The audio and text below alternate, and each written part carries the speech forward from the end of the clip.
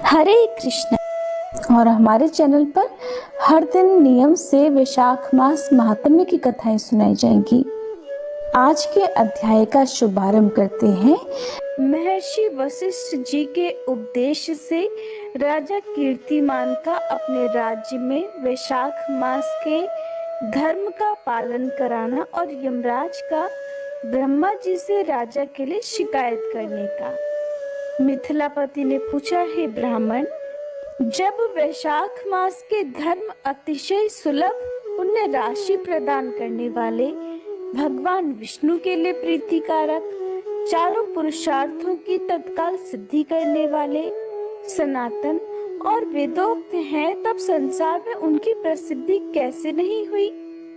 श्रुतदेव जी ने कहा, राजन, इस पृथ्वी पर लौकिक कामना रखने वाले ही मनुष्य अधिक हैं। उनमें से कुछ राजस और कुछ तामस हैं। वे लोग इस संसार के भोगों और पुत्र पौत्र आदि सुख संपदाओं की ही इच्छा रखते हैं। कहीं कहीं किसी प्रकार कभी बड़ी कठिनाई से कोई एक मनुष्य ऐसा मिलता है जो स्वर्गलोक के लिए प्रयास करता है और इसलिए वह यज्ञ आदि पुण्य कर्मों का अनुष्ठान बड़े प्रयत्न पूर्वक करता है, परंतु मोक्ष की उपासना प्रायः कोई नहीं करता। तुच्छ आशाएं लेकर बहुत से कर्मों का आयोजन करने वाले लोग प्रायः काम्य कर्मों के ही उपासक हैं। यही कारण है कि संसार में राजस और तामस धर्म अधिक विख्यात हो गए, किंतु सात्विक धर्मों की प्रसिद्धि नहीं हुई। ये सात्विक धर्म भगवान विष्णु को प्रसन्न करने वाले हैं, निष्काम भाव से किए जाते हैं और इस लोक तथा परलोक में सुख प्रदान करते हैं। देव माया से मोहित होने के कारण मूढ़ मनुष्य इन धर्मों को जानते ही नहीं है। पूर्व काल की बात है, काशीपुरी में कीर्तिमान नाम से विख्यात एक चक्रवर्ती राजा थे। वे इक्ष्वाकु वंश के भूषण और महाराज नृग के पुत्र थे। संसार में उनका बड़ा यश था। वे अपनी इंद्रियों पर और क्रोध पर विजय प्राप्त कर चुके थे। ब्राह्मणों के प्रति उनके मन में बड़ी भक्ति और श्रद्धा थी। राजाओं में उनका स्थान बहुत ऊंचा था। एक दिन वे मृगया में आसक्त होकर महर्षि वशिष्ठ जी के आश्रम पर आए। वैशाख मास की चिलचिलाती हुई धूप में यात्रा करते हुए राजा ने मार्ग में देखा, महात्मा वशिष्ठ जी के शिष्य जगह जगह अनेक प्रकार के कार्यों में विशेष तत्परता के साथ संलग्न थे। वे कहीं पर प्याऊ बनवाते थे तो कहीं पर छाया मंडप बनवाते थे। किनारे पर झरनों के जल को रोककर स्वच्छ बावली बनाते थे। कहीं वृक्षों के नीचे बैठे हुए लोगों को वे पंखा डुलाकर हवा करते थे, कहीं ऊख देते, कहीं सुगंधित पदार्थ भेंट करते और कहीं फल देते थे। दोपहरी में लोगों को छाता देते और संध्या के समय शरबत। कोई शिष्य घनी छाया वाले वन में झाड़ बुहार कर साफ किए हुए आश्रम के प्रांगणों में हितकारक बालुका बिछाते थे और कुछ लोग वृक्षों की शाखा में झूले भी लटकाते थे। उन्हें देखकर राजा ने पूछा कि आप लोग कौन हैं? तब उन्होंने उत्तर दिया कि महाराज, हम लोग महर्षि वशिष्ठ जी के शिष्य हैं। राजा ने पूछा, ये सब क्या हो रहा है? बोले कि ये वैशाख मास में कर्तव्य रूप से बताए गए धर्म हैं, जो धर्म अर्थ काम मोक्ष चारों पुरुषार्थों के साधक हैं। हम लोग गुरुदेव वशिष्ठ जी की आज्ञा से इन धर्मों का पालन किया करते हैं। राजा ने फिर पूछा कि इनके अनुष्ठान से मनुष्यों को कौन सा फल मिलता है, किस देवता की प्रसन्नता होती है? तब उन्होंने उत्तर दिया कि हमें इस समय ये बताने के लिए अवकाश नहीं है, आप हमारे गुरुजी से ही पूछ लीजिए। वे महायशस्वी महर्षि इन धर्मों को यथार्थ रूप से जानते हैं। शिष्यों से ऐसा उत्तर पाकर राजा शीघ्र ही महर्षि वशिष्ठ जी के पवित्र आश्रम पर, जो विद्या और योग शक्ति से संपन्न था, वहां गए। राजा को आते देखकर महर्षि वशिष्ठ मन ही मन बड़े प्रसन्न हुए।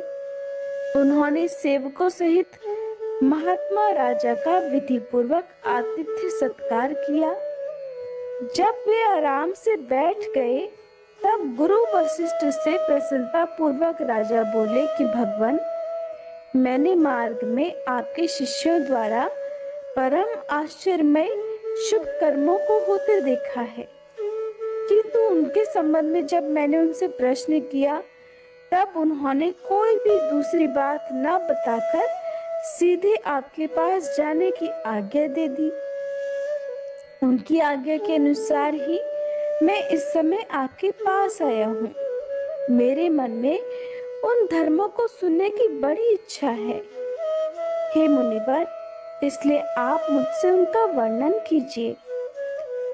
तब महायशस्वी वशिष्ठ जी ने प्रसन्नता पूर्वक कहा, राजन, तुम्हारी बुद्धि को उत्तम शिक्षा मिली है, इसलिए उसने यह उत्तम निश्चय किया है।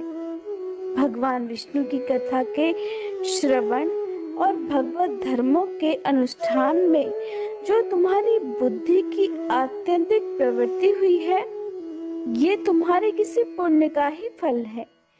जिसने वैशाख मास में बताए हुए महाधर्मों के द्वारा भगवान विष्णु की आराधना की है, उसके उन धर्मों से भगवान बहुत संतुष्ट होते और उसे मनोवांछित वस्तु प्रदान करते हैं।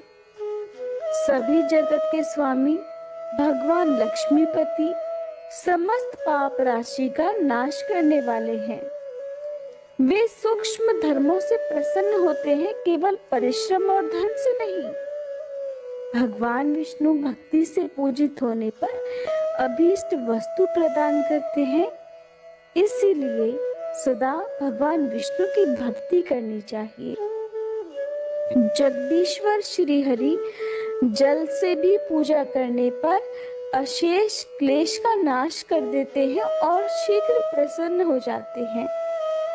वैशाख मास में बताए हुए ये धर्म थोड़े से परिश्रम द्वारा साध्य होने पर भी भगवान विष्णु के लिए प्रीतिकारक और शुभ होने के कारण अधिक व्यय से सिद्ध होने वाले बड़े बड़े यज्ञ आदि कर्मों का भी तिरस्कार करने वाले हैं। इसलिए हे राजन, तुम भी वैशाख मास में बताए हुए धर्मों का पालन करो और तुम्हारे राज्य में निवास करने वाले अन्य सभी लोगों से भी उन कल्याणकारी धर्मों का पालन कराओ। इस प्रकार से वैशाख धर्म के पालन की आवश्यकता को शास्त्रों और युक्तियों से भली भांति सिद्ध करके वशिष्ठ जी ने वैशाख मास के सभी धर्मों का राजा के सामने वर्णन कर दिया। उन सब धर्मों को सुनकर राजा ने गुरु का भक्ति भाव से पूजन किया और घर आकर वे सब धर्मों का विधि पूर्वक पालन करने लगे। देवाधिदेव भगवान विष्णु में भक्ति रखते हुए राजा कीर्तिमान देवेश्वर पद्मनाभ के अलावा और किसी देवता को नहीं देखते थे।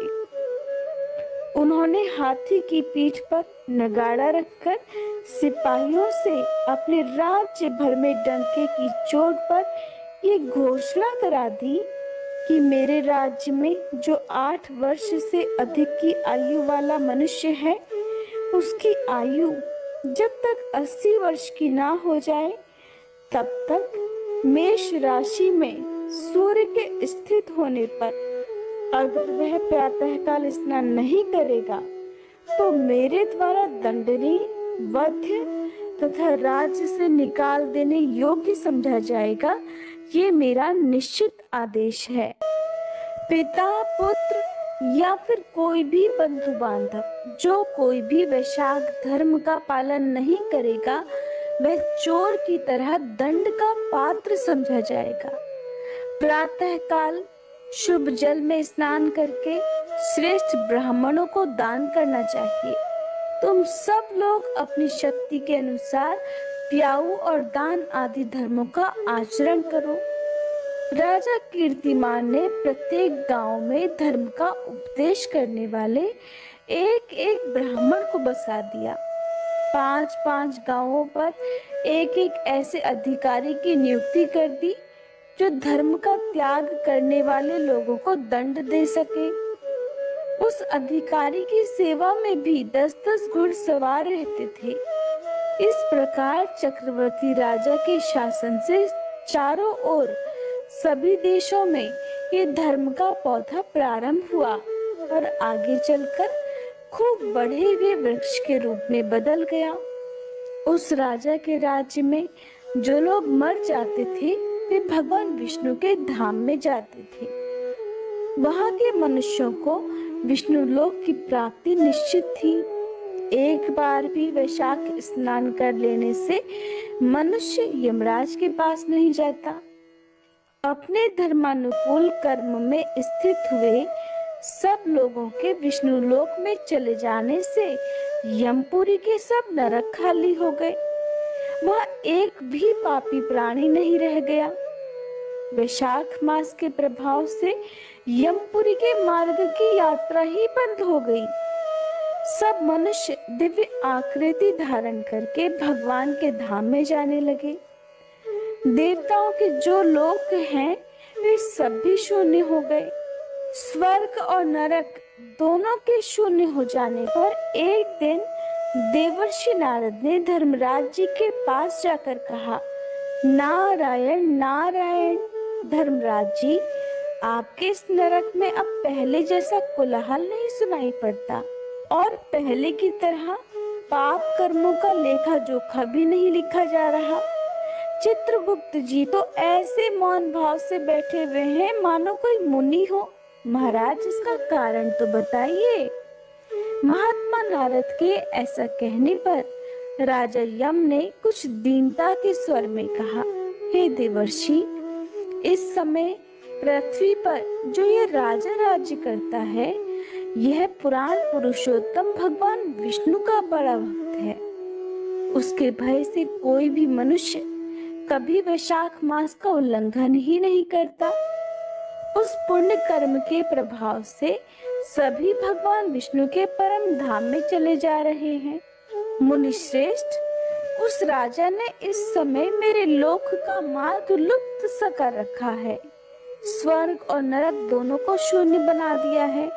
इसलिए ब्रह्मा जी के पास जाकर ये सब समाचार मैं उनसे निवेदन करके तभी स्वस्थ हो पाऊंगा।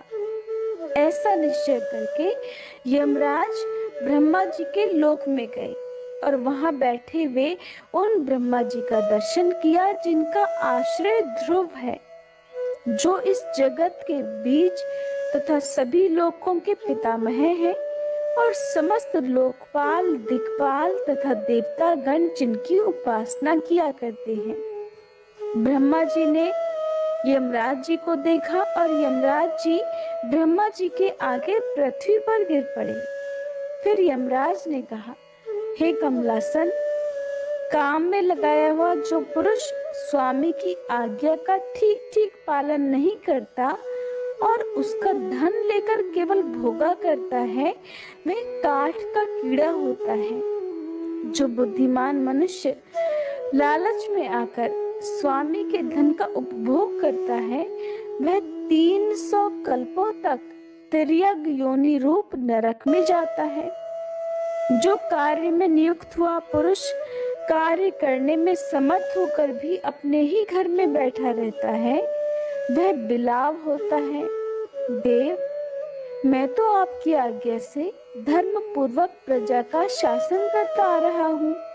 मैं अब तक मुनियों और धर्म शास्त्रों के कथनानुसार पुण्यात्मा को पुण्य के फल से और पापात्मा को पाप के फल से संयुक्त किया करता था, परंतु अब मैं आपकी आज्ञा का पालन करने में असमर्थ हो गया हूँ।